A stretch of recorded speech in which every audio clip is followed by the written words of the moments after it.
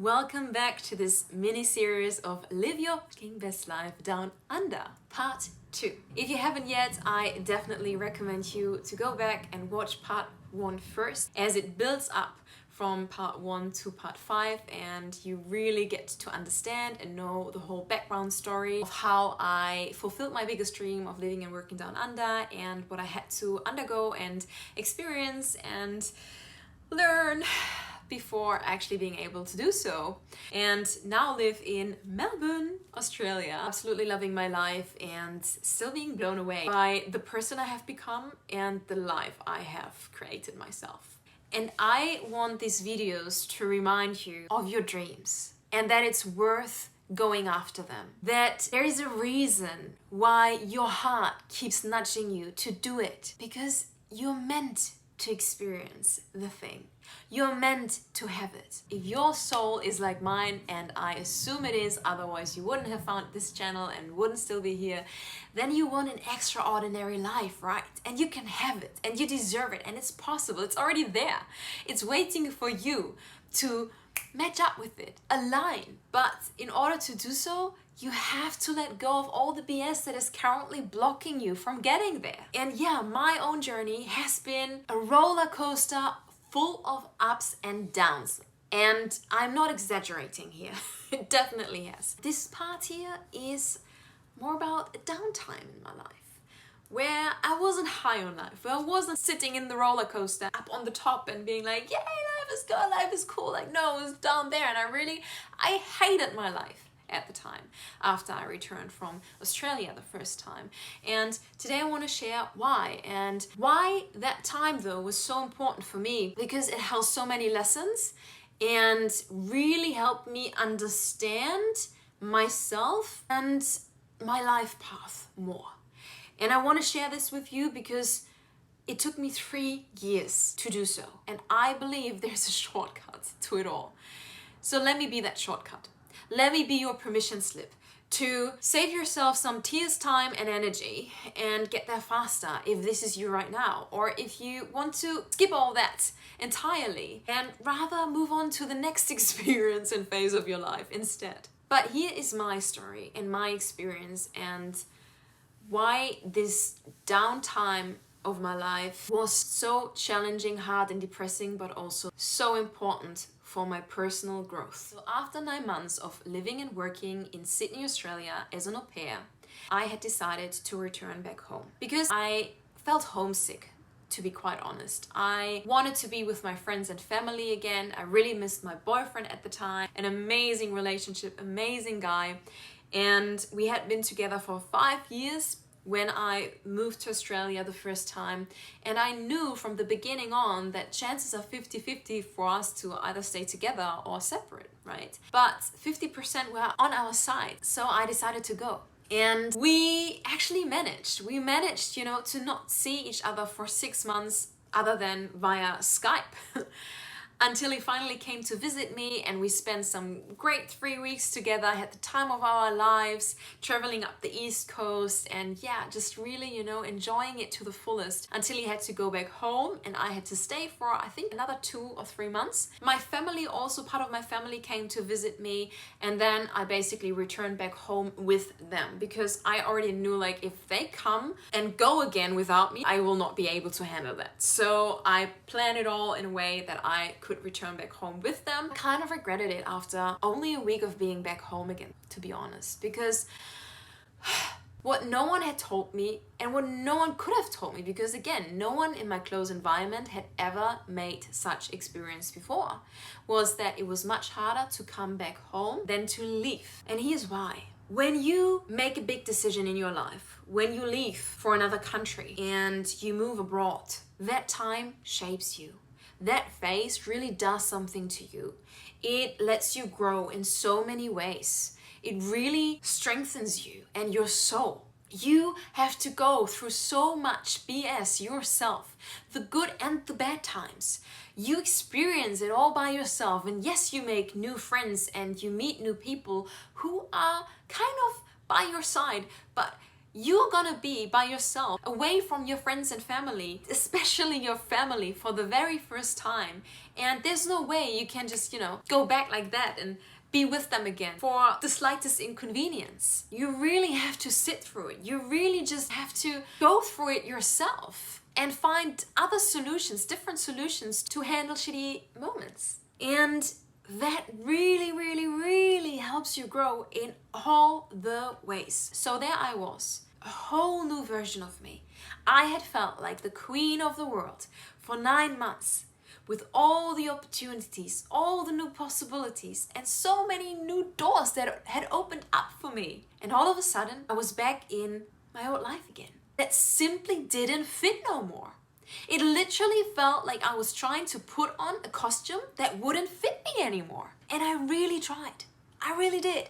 Because it felt shitty not feeling belonging anymore, not feeling right, not feeling like I had felt before. I always had felt a little different. I'm not gonna lie, because I always wanted an extraordinary life. I always wanted more. I could never see me live in the small village I'm from. At least not forever. Or, the next couple of years. I wanted to explore the world. I wanted to experience myself. And most of the people in my close environment didn't. But being back home again and really seeing how I had changed in all the ways while everyone and everything back home had remained the same just sucked. Really sucked. Because never in my life have I ever felt so alone in my experiences, in who I was, in what I wanted for myself in my life. And it was especially hard because I could feel how my boyfriend at the time and I had already grown apart so much and weren't really on the same page anymore in many ways. But from the moment I realized until the moment I fully accepted it and was ready and willing to live with the consequences, it took me another 6 months. And in that time, I really tried. I really just wanted to be old me again, that smaller version of me. But here's the thing. A caterpillar can learn how to fly, but a butterfly can never crawl again. Here I was, a beautiful butterfly, trying to crawl, when I was meant to fly. And I was missing my other butterfly friends. And also was I deeply conditioned and programmed to believe that I had to fulfill certain responsibilities, going to uni or doing an apprenticeship and getting my together, when I was not feeling it at all. Because again, I had finally experienced myself, my true beautiful self. Of course, it felt so hard and to go back to less than that again. Everything just felt like a compromise, a really bad compromise after Australia, after the life I had lived until.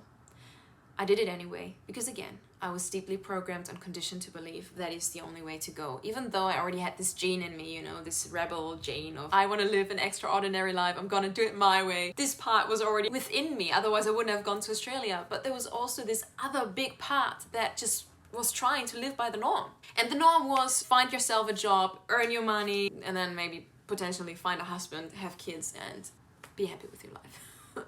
I already knew that that was not going to be my life because boring. So I tried out a lot of things and ended up doing an apprenticeship as a hairdresser and struggled my way through. I'm actually really glad that I did it at the end of the day, because it got me to hair and makeup artistry, what I'm still doing today. But yeah, I was missing Australia for 3 years of being back home again and trying to fit into my old life and being this dimmed version of myself. I was not that sparkly, beautiful sunshine fairy that I am today, or that I was when I went to Australia. I was depressed. I was really depressed, and I felt very, very sad and bad, especially after my boyfriend at the time and I had broken up, and I did not even have him anymore, and everything just, seemed to fall apart when in fact it was actually falling together. But I wouldn't really realize until 2015, when I traveled to Australia again for a month, just, for traveling and seeing my host family back home. I actually went with a friend at the time because I was missing it and I needed to go. I had been back for 3 years and every single day my thoughts were with Australia, you know, with my old life and how life could be if only, until I finally allowed myself to go again. It took me a lot actually to make it all happen, because after my apprenticeship as a hairdresser, I did not really earn that much more money. The conditions for hairdressers in Germany are really bad actually. And I earned a little than 1,000 euros at the time in a month for a full-time job. Like, just imagine. Thank God I got a little bit of tips here and there. So I made like maybe 1,300, 1,400 a month. Still nothing. But I mean, I was still young. I didn't really need that much. But with that money, I had to try to save up 3,500 euros again in order to make that trip happen, because we did not only want to go to Australia, we really wanted it to be the trip of our lives. We actually also did Fiji and the Great Ocean Road. Like, guys, it's either all or nothing with me. I don't do half-ass shit. Yeah, so I had to save up all that money with the little money I was making, and also had to make a lot of extra hours at work because I only had, you know, limited holidays a year and I didn't want to take them all in order to get 1 month off from work. At the beginning of the year in 2015, I went back to Sydney, Australia, and actually was able to stay with my host family again, my former host family, and I went with my best friend at the time, who had also been an au pair and shared the same experience and love for Australia with me, which was amazing because she was the one person in my life who could like really understand me and where I was coming from with all my struggles since returning home, but also with all the love I was feeling for that country, right? We had an amazing time. And it was after that time that I realized two things. The first was that Australia is amazing, but I was also wearing pink colored glasses the first time I was there because everything was new. It was like this first new love, right? Everything was exciting, everything was woo, and I made it like even bigger than it was. Whereas like when I went for the second time, I wasn't wearing rose colored glasses anymore. I was being more realistic, and I realized, oh, okay, like there's also a couple of things that I don't really like that much, or that I couldn't really see for myself in the long run. Like, for example, being too far away from my family. I'm a big family person. That would be too much for me. That's what I already thought at the time. And then just a couple of other things. But I was absolutely in love with Sydney and still loved the country and everything. And the second thing was that I was done with my job. Like, I always knew that hairdressing was a foundation, but I would not end up as just a hairdresser. I always wanted to run my own business, and at the time I had no idea that I was going to become a hair and makeup artist and stay in the industry actually.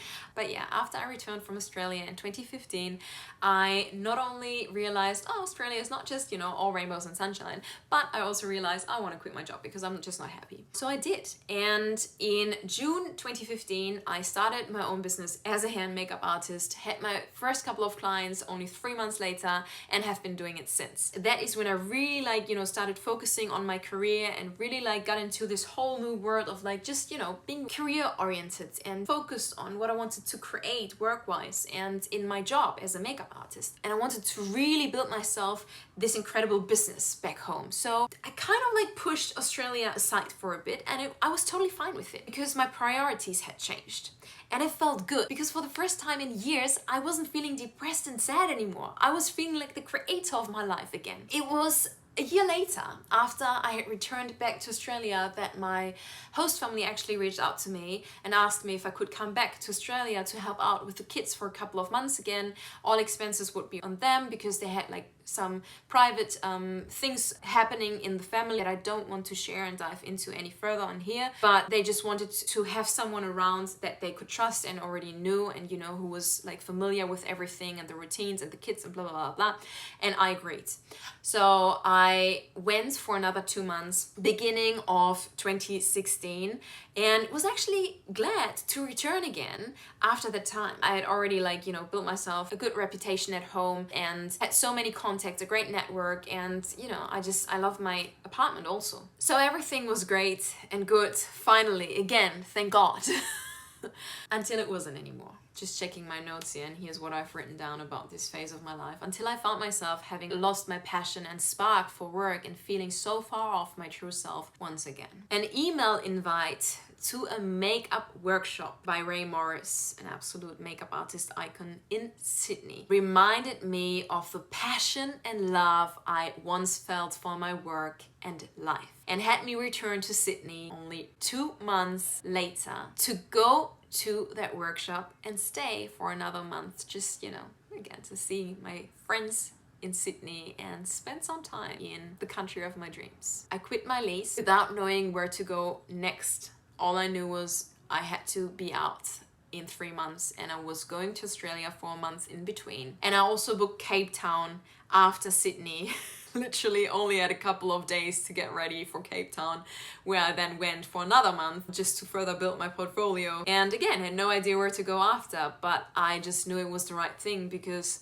I had outgrown the apartment I was living in and the version I was at the time. And that is what I've always done in my life. I just burned down all the bridges without knowing where else to go and what to do next. And it always worked out in my favor. When nothing is certain, everything is possible. But yeah, here I was, arriving in Australia on the 31st of December 2017, having a whole month ahead of me, not knowing that what was about to come was gonna determine the rest of my life. If you want to know how this month in Australia changed my life in all the ways and why nothing would ever be the same ever again, stay tuned for part 3 coming out soon of this mini series, Live Your King Best Life Down Under. Thanks so much for watching today. I appreciate you being here. Leave a like and comment if you share this Australia love and are about to go or are playing with the thought of moving abroad, and or are simply inspired by, you know, the love and passion I'm sharing for this country on here. See you in the next one, your sparkly fairy.